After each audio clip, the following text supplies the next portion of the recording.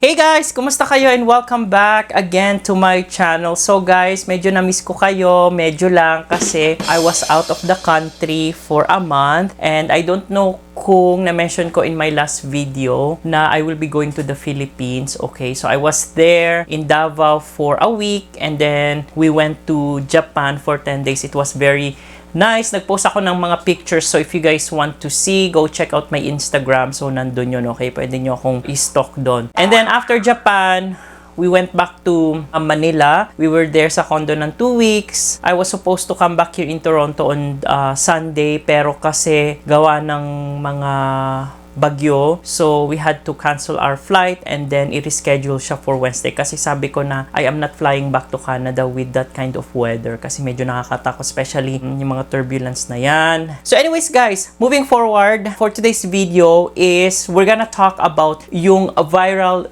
TikTok na product na Minoxidil dyan sa Philippines, okay? So, we're going to go deep into it. We're gonna talk about whether I would recommend it or not. And this is the Minoxified 20%. Okay, so nakita ko siya sa TikTok. Very popular siya. So anyways guys, without further ado, let's get into the video.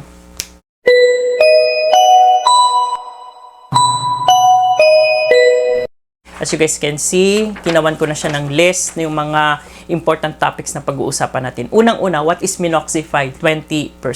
So, Minoxified, it's just a name basically. It is a topical Minoxidil plus finasteride na merong iba't ibang other additional herbal ingredients. And what's interesting about this is it is 20%. As you guys have remembered, gumawa din ako ng video about Hosoko Minoxidil, which is only 15%. And now we're moving up, we're upgrading to 20%, okay? Of course, this product, Minoxified, the origin is from Thailand and it is overhyped dito sa Philippines or dyan sa Philippines and other Asian or other Southeast Asian countries, okay? So, unang-una, so Minoxified came from, of course, Minoxidil. So, what is Minoxidil? It is a proven medication to treat androgenetic alopecia for both male and female. And this medication is used to treat hypertension. Doon nga siya nang galing actually sa idea na kapag nagtake ka ng oral minoxidil, nagkakaroon ng increase in hair growth, okay? And so, they came about the use of topical minoxidil in the dosage of 2% and 5% foam. So up until now, we don't know we don't know how it works, I should say, okay? It is believed that taking minoxidil and applying it topically increases the blood vessels, promoting increase in circulations, and then it will promote hair growth, delivering oxygen, delivering nutrients, okay? What are the ingredients of Minoxified 20% and are they effective? Unahin na natin yung, of course, most common ingredients niya is yung Minoxidil 20%, and in my bracket, I put it as effective. Minoxidil is very, very effective for hair loss, especially kung babago ka pa lang nagkakaroon ng hair thinning. Very, very effective siya. And based on our studies, it is effective in the dosage of 2% and 5%. So what about 20%? 20% is a very high dosage, and honestly, there are some studies that shows that 5% of Minoxidil is as effective as 20%. So we don't really know yet whether 20% is talagang effective to promote hair growth, okay? So hindi pa talaga, there's really not so much studies regarding 20%. The studies were done concentrating on 2% and 5%. So the 2% and 5%, yun yung FDA approved. The next ingredient is of course finasteride, okay? So finasteride, I put it in my bracket as question mark kasi nga medyo questionable pa siya whether it actually helps to block DHT on the scalp. Although it is effective, may mga studies, it is still on the, kumbaga, or more studies are still needed. The topical finasteride came about kasi a lot of the patients who actually wanted to use finasteride are scared to use the oral.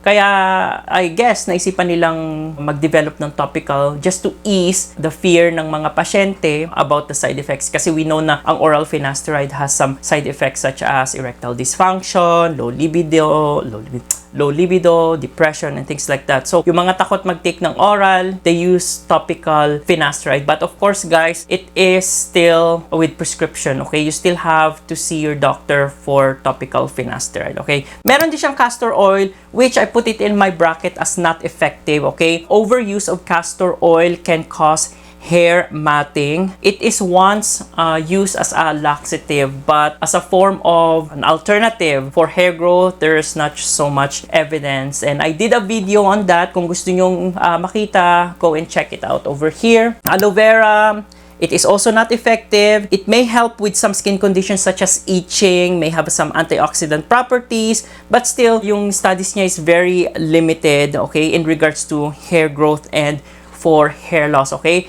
I will discourage you guys, okay, not to use it directly on your scalp. Alam mo yung mga aloe vera na herb, yung puputulin mo siya, tapos yung katas niya ilalagay mo, it can cause irritation. So, guys, I don't encourage you guys to do that. At saka yung mga aloe vera gels that you will apply, don't do that, okay? Kasi we don't have so much evidence yet whether it will treat hair loss or prevent further hair loss. What about collagen, which is another ingredient? I also put it in my bracket as not effective.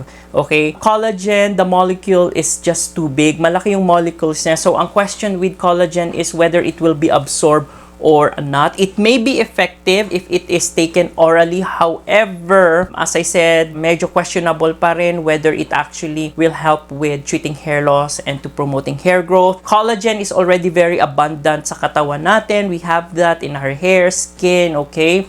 And we produce collagen, but of course, as we age, nagdi-decrease siya, okay? But there are some ways that you can do to prevent decreasing of collagen or yung pagkasira ng collagen natin, and that's, of course, by, using a sunscreen, healthy lifestyle, diet na mataas sa protein and collagen such as, bone broth, yung mga ganon, di ba? Rosemary, I put it in my bracket as maybe effective. It may promote circulations. Some dermatologists actually recommend that. Some dermatologists does not believe in that at all. But I would say that 60 to 70% of most of the doctors don't still recommend rosemary kasi hindi natin alam yung proper concentration niya to be used for hair loss and or hair growth, okay? So, isa yun sa mga ingredients ng Minoxified. Biotin, oh my gosh, guys, biotin at all. Whether it's oral, topical, it is not effective. Biotin deficiency, it is rare sa panahong to, okay? Most of our diet has biotin. Topical, shampoo, conditioner, creams, they are not effective. Biotin is not effective, okay? I did a video on that also. You can check it out over here. Redensil. So, I'm pretty new with Redensil and I put it in my bracket as may work. According sa HIMSS, this is actually a group of plant extract. So, again, herbal siya, okay? It works on hair follicles to regrow hair. There are some studies, but still the studies are still small, okay? They said that Redensil reactivates hair follicles and pushing hair into the anagen phase and improves growth cycle. Some studies shows that Redensil increases hair density, pero guys, the studies that they have done are still very, very small, okay? And most of the studies are conducted by the company who made this medication, I should say, or alternative medications. Anyways, overall, it is still in infancy. We don't know for sure if it actually helps with hair loss or whatever. But the studies, as I said, it is not enough yet, okay? Hindi pa siya masyadong ganun ka proven. Another thing is saw palmetto. So, saw palmetto, guys, is, of course, kung nakita nyo yung mga previous videos ko regarding taking saw palmetto supplements, kasi takot ako mag-take ng finasteride. So, I took saw palmetto for a year. Hindi siya nag-work. It worsens my hair loss. Okay, naglagas ng lagas yung hair ko. And what about topical? Kagaya ng nandito sa Minoxified. Ang problema kasi sa mga ganitong alternative medicines or herbal is you don't know the proper concentrations. Okay? Hindi siya documented properly. Iba't ibang mga research, iba't ibang klase ng mga dosaging ng saw palmetto ang makikita mo. Dito sa Minoxified, we don't know the exact dosage. So, questionable yung pagiging effective niya. So, I will put it as not effective. And guys, oral na nga yung tinake ko bago ako mag-take ng finasteride. Hindi nga effective. And I was already in 2 capsules daily and 2 capsules in the morning and then 2 capsules at night. And nothing worked. Okay? Next is, do you really need a higher dose such as 20%? My answer is no. 2% and 5% are effective enough for your hair loss or to promote hair growth, okay? Studies, gaya ng sinabi ko, may mga pag-aaral that shows that 5% is as effective as 15 and 20%, okay? So you do not need to use 20%. And aside from that, guys, the only dosages that is approved by the FDA is the 2% and 5%. Yun yung recommended dosages, okay? Yun yung meron tayong a lot of studies for hair growth for men and women, okay? So guys, dyan sa Philippines, actually, nag-warned na ang FDA regarding certain minoxidil products na merong 20% dosages, okay? Kasi nga, guys, as I said, it is only 2% and 5% that's approved by the FDA for hair loss. Yun yung may mga studies. So, why go higher, okay? Ang iniisip kasi ng marami, okay? Marami kasi sa Philippines, okay? And I am here to also educate you guys na kapag taas ng dosage, that does not mean na effective ang isang product, okay? Pag minsan, marami sa atin na nabubudol, so we have to be very, very wise, guys. And if you have a question regarding certain medications or even alternative medications, you have to ask your doctor, okay? Hindi ka pwedeng basta na lang maniwala sa mga sinasabi ng mga TikTokers or Chris. A lot of the mga gumagawa ng videos, specifically for Minoxified, I found na hindi naman sila mga doctors, hindi naman sila mga medical workers. They're part of a distributor, okay? Nagsisell sila ng products, okay? And specifically with Minoxified, guys, there's really no safety precautions, okay? Like, really, 20%, that's just too much. I don't see doctors prescribing Minoxidil 20%, okay? I've gone through or I have seen doctors kasi nakapagpa-check up din ako sa few doctors dito sa Toronto, okay? And most of the time, they recommend 2% and 5% only. So, why go for 20%? Is it kasi nga dahil tutubo ng mas mabilis or mas maganda?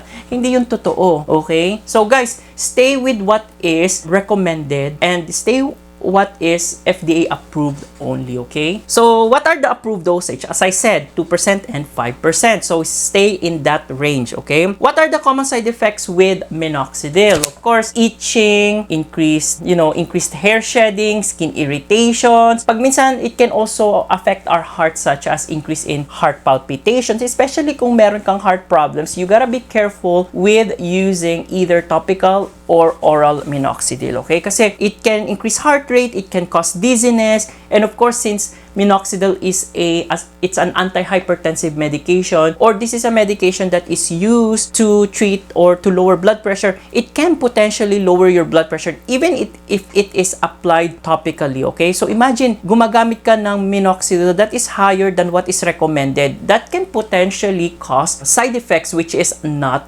good.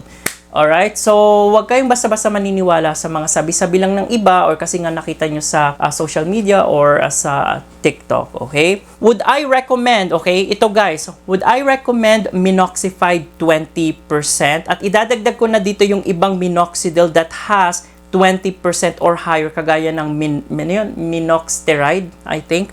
Okay, these products are from Thailand, okay? Do I recommend them? My honest answer is no, because of safety issues, okay? As I said, yung mga nagpo-promote ng mga products na to, guys, they are not medical professionals. Very, very dangerous with listening to their advices, okay? Sinasabi nila that it helped them personally, but guys, a lot of these are anecdotal experiences. These are just based on their personal experience at hindi nangangahulugan na gumana sa isang tao is gagana sa pangkalahatan. Okay? So you guys have to take note on that. Be very, very careful. Okay? So wag kayo basta-basta magpapabudol sa mga medications na hindi pinag-aralan ng maayos at hindi nagbibigay ng proper safety precautions. Okay? So guys, anong brands ang ire-recommend ko dyan sa Philippines? Okay? So when it comes to Minoxidil, Minoxidil, alam naman natin that the most common and the most popular brand is of course Rogaine. Rogaine comes in 2% solution and 5% foam. Meron siyang for men and for women.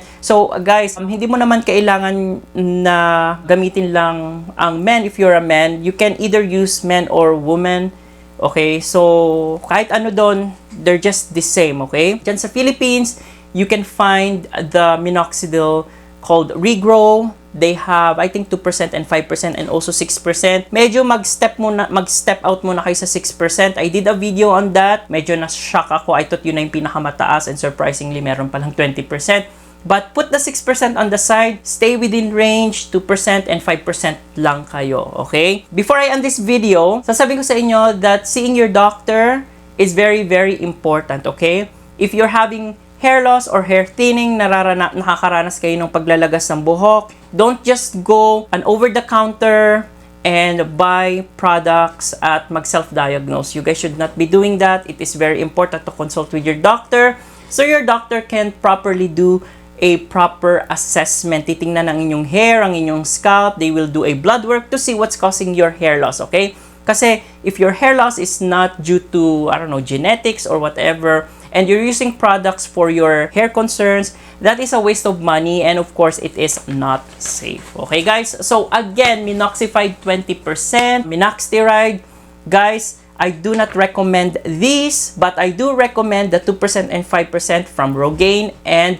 Regrow. And take note guys, I am not sponsored by these companies, okay? I am giving you guys facts and for safety purposes also. And again and again and again, please see your doctor first prior to self-diagnosing or prior to self-treating yourself, okay? Don't buy Minoxidil or any other hair loss medications over what is only recommended. Okay, guys? So, anyways, guys, thank you so much for watching and I hope that you guys learned something from this video. If you find this video helpful and interesting, don't forget to give it a thumbs up, turn on that notification bell for more updated videos such as this one. You guys can also follow me in my Instagram and TikTok. And speaking of TikTok guys, hindi pa ako nakakagawa ng videos matagal na kasi nga na-stuck ako sa Philippines and I enjoyed really the vacation. It was really, really nice. Except for the last week na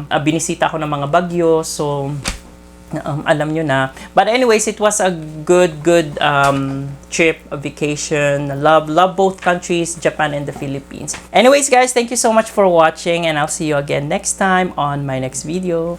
Bye-bye!